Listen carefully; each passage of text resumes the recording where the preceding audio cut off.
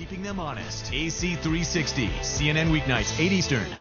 Time now for the ridiculous. And tonight we got a story from California where they have a whole bunch of branches of a restaurant called Wiener Schnitzel. I call it Wiener Schnitzel. We debated between whether it's Wiener Schnitzel or Wiener Schnitzel. I'm going for Wiener Schnitzel. I guess it's a hot dog place. We don't have Wiener Schnitzel in New York because, frankly, here we prefer to get our hot dogs straight from a cart filled with tepid, murky standing water. But I digress. So this guy goes into a Wiener Schnitzel to get a kid's meal for his 3-year-old son, as one is wont to do, and apparently came with a prize, which happened to be a calendar featuring famous movie posters reimagined with a canine component. So there's Dogatar instead of Avatar, for example, the Dogfather instead of the Godfather, which is delightful, frankly, just delightful, because in my experience, there is one thing kids like more than calendars. It is scintillating wordplay based on violent mafia trilogies. But it actually wasn't the Dogfather that was the problem on the Wiener Schnitzel kids meal calendar. It was Paws. That would be Jaws with a dog instead of a shark. Because as it turns out, the Wiener Schnitzel dog shark has a secret. The dad explains what happened when his 3-year-old son started playing with his fun new calendar.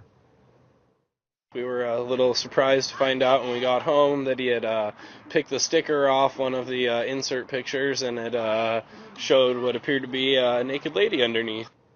That's right, nothing will ruin a kid-friendly calendar quite as fast as a naked lady. It seems the makers of the calendar glued a sticker on top of the naked swimmer showing her in a swimsuit, but we all know how rough kids can be on their toys, so when they start playing with the calendars, a mere sticker doesn't stand a chance. Local residents are totally outraged. I may be exaggerating about that.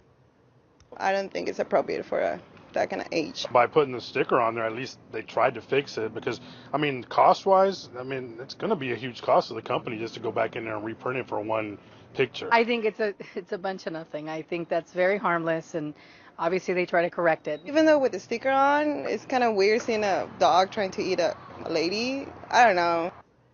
I don't know either, ma'am. I just don't know either. The whole concept of this calendar for kids is a little confounding to me, but in general, dogs replacing people in iconic movie images, that is just a stellar idea. It's a great idea now, and it was a great idea in Best in Show. We had this idea. It's like, well, we loved old movies so much, and so we wanted to put it together into one project, which was going to, you know, set the world aflame, basically. I don't know if it's going to do that, but we'll see. You know, we're not going to sell it or anything. We're just going to give it out to friends. I think we should try to sell it. Really? Yes. Shih Tzus in the great love scenes of the, well, maybe. It's a great idea. Well, if you haven't seen Best in Show, you should. You should. See, the Wiener Schnitzel people almost nailed it, but they probably should have gone with more of that kind of concept and ditched the whole naked woman being threatened by a rabbit-snapping dog.